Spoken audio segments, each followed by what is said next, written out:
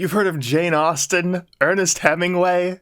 Well, move over, great writers of history, because we make way for Brian Hendricks, I sort of just skimmed over this article and decided that I have to share this with you. There's some controversy over Elmer Fudd being disarmed in Looney Tunes, and Brian weighs in.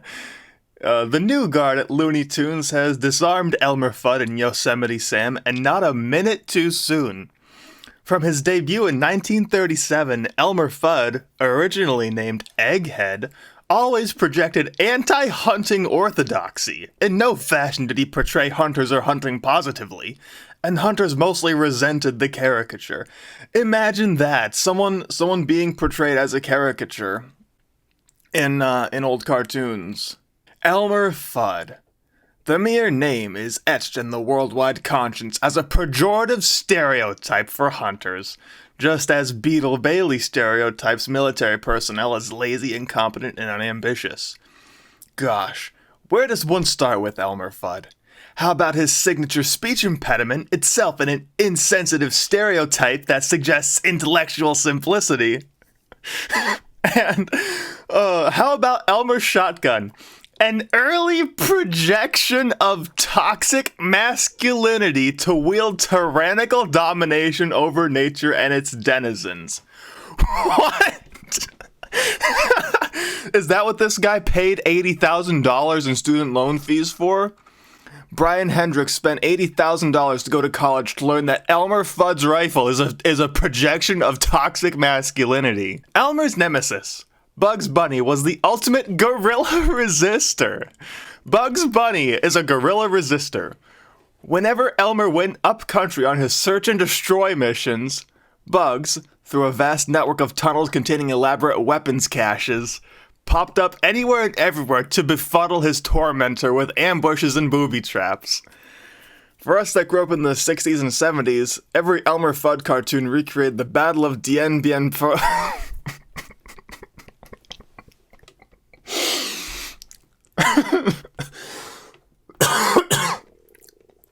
Excuse me. As soon as I read this next line, this is when I decided I had to read this for you. At crucial moments in the cartoons, Elmer's shotgun always went limp. Did the gun symbolize unreliable sexuality or the inability of force to resist progressive enlightenment? Hey buddy, I hate to break it to you. It's a cartoon. This is a cartoon. This is a cartoon for children. Either way, Elmer Fudd was an exploitive imperialist who roamed the countryside with the intent of gunning down random victims. Why are you talking about imperialism like it's a bad thing? With an even greater degree of viciousness and brutality, Bugs exacted populist revenge on the simpleton avatar of a leisure class that kills for pleasure. That's just like real life, guys. In the same vein, Yosemite Sam was a volatile hothead who used his 6-shooters to resolve every conflict, great or small. Like Elmer Fudd, Yosemite Sam is also inept. He constantly shoots his own feet, shoots holes in his own cowboy hat, and accidentally discharges the handguns in front of his own face. Obviously, he never passed a background check or took a firearms training course. Back when the cartoons were made, you didn't need some sort of freedom impingement like a background check to order a necessary and reasonable tool for yourself. Even now, decades removed from relevance, Yosemite Sam endures on semi-trailer mud flaps as a warning to tailgaters. Back off, he says, brandishing his handguns and threatening road rage.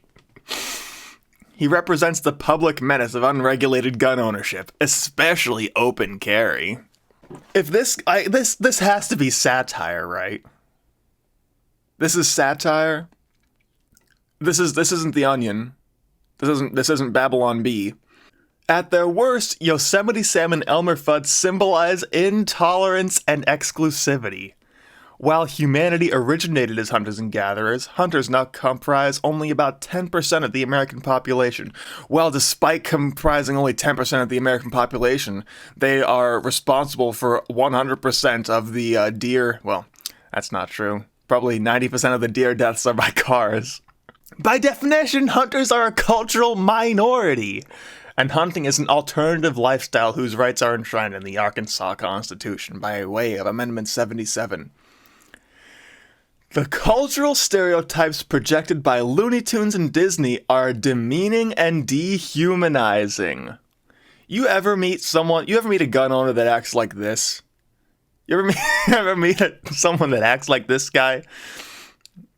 I never met one. Hope I never do. Inclusivity was not the motive behind disarming two pop culture icons, but I'm relieved to be liberated from the onerous burden they weighed upon a legitimate lifestyle whose practitioners are solely responsible for the abundance of wild game that thrives in our state and in our nation. Yeah, I know that you were so oppressed by Elmer Fudd existing. Nevertheless, a great many hunters and outdoors journalists are unable to resist the dog whistle of disarmament. OMG, they're taking Elmer Fudd's gun. It's not an OMG in my book, but a TG. It is too much to hope for the entertainment industry to offer a neutral image of hunters, hunting, and firearms ownership, let alone a positive image. You ever hear of John Wick? What do you mean positive image of firearms owners? Every blockbuster movie has people with guns. Guns are awesome. We could be thankful for the reformation of traditional negative images. Hey, it's not that serious. It's a cartoon. Calm down, son, it's just a drawing. Hunters and shooters should look beyond the gun-grabbing aspect of the new Looney Tunes animations and accept them as signs of the times. Misuse and abuse of firearms are not funny. Yes it is. Yes it is. Especially among a generation whose consciousness has been profoundly influenced by mass shootings in schools and other public venues. Oh. Someone having an ND, a desk pop is the same as a mass school shooting. It is a positive development that these two characters appear to have been stripped of their ability to profane the hunting lifestyle, culture, and heritage. Their reformation clears some static from the air and empowers us to better define ourselves. Are you kidding me, dude? Brian Hendricks, are you kidding me? Why are you acting like this? Oh, we're being portrayed in a negative light. So? Imagine that. Imagine being part of a group that's so sensitive. Imagine being someone that's so intolerably sensitive that they get upset about a cartoon. They get upset about their depiction in a cartoon. Someone that is so self-conscious, someone whose self-esteem is this big, that they get mad. They see someone who mildly may look like them or is supposed to represent them in a cartoon, and they flip their lid. They freak out, they get mad, because it's a negative cultural stereotype. Calm down, son. It's just a drawing.